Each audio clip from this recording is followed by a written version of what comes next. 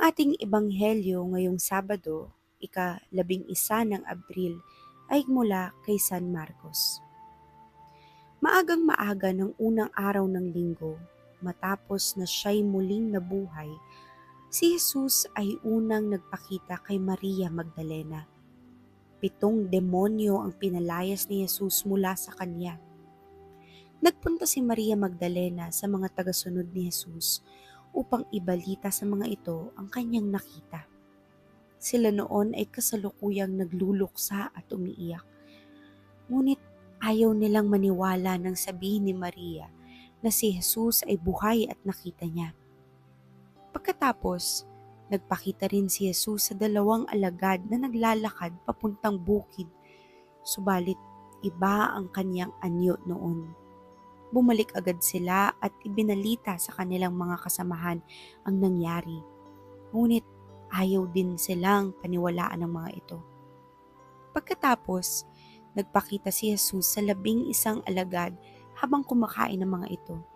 Sila ay pinagalitan niya dahil sa hindi nila pananalig sa kanya at dahil sa katigasan ng kanilang ulo. Dahil ayaw nilang maniwala sa mga nakakita sa kanya pagkatapos na siya'y muling mabuhay.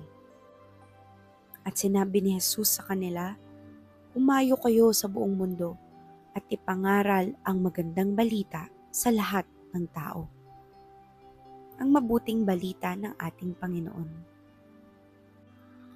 Ang nagsulat ng ating Faith Food Reflection ngayong araw ay si Brother Bernie Marco ng FGS.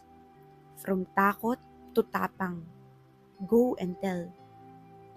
Sa ebanghelyo ngayon, nabuhay si Jesus at nagpakita siya sa mga disipulo. Pero, alam mo ba? Hindi agad naniwala ang iba. Kahit sinabi na ni Mary Magdalene na buhay si Jesus, nagduda pa rin sila. Parang tayo lang minsan, kapag may good news tungkol kay God, kapag may nag-aya sa atin sa gawain ng Diyos, hirap tayong maniwala at tumalima. Pero hindi sumuko si Jesus. Nagpakita siya ulit at pinagsabihan sila dahil sa unbelief nila. Hindi para ipahiya sila, kundi para itama at palakasin sila. Then sinabi niya, "Go into all the world and preach the gospel."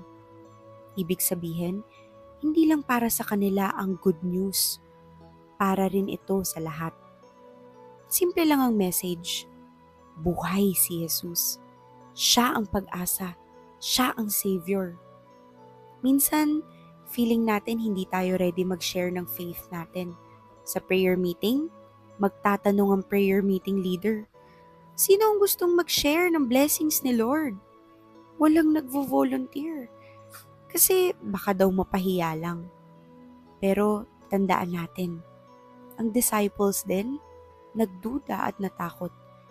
Pero ginamit pa rin sila ni Jesus para ipahayag ang mabuting balita.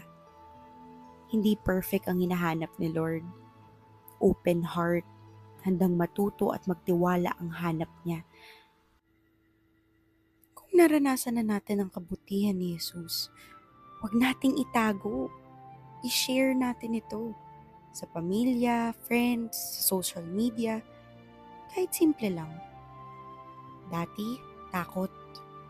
Ngayon, tapang.